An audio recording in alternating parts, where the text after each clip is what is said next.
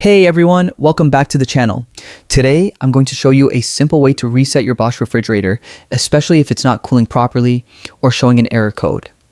The good news is, in many cases, this reset can fix common issues without needing a professional. I'll walk you through the whole process so you can get your fridge back to normal. First, before we start, make sure to remove any ice-cold beverages or items from the fridge and open it up. This makes it easier to access the control panel and ensures nothing gets in the way. Now, on your control panel, look for a reset or alarm button.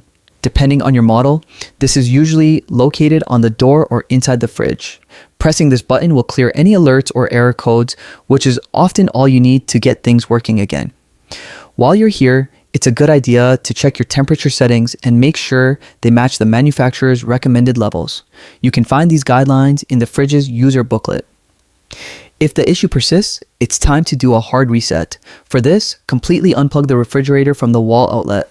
Give it at least 5 minutes to let the electronic control board fully discharge. After that, plug it back in and allow 10 to 15 minutes for the system to restart and stabilize. This step often clears any lingering electronic glitches. While your fridge is powering back up, there are a few additional things you can do to improve efficiency.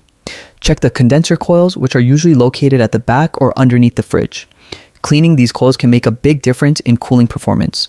Also, inspect the door seals to ensure they are intact and closing properly, because damaged or loose seals can let cold air escape and reduce efficiency.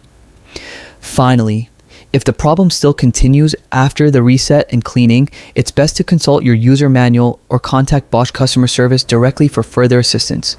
They can provide guidance specific to your model and help with any complex issues. And that's it.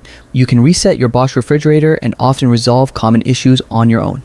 If you found this guide helpful, don't forget to give it a thumbs up and subscribe for more easy appliance tips. Thanks for watching, and I'll see you in the next video. Happy Bosch using!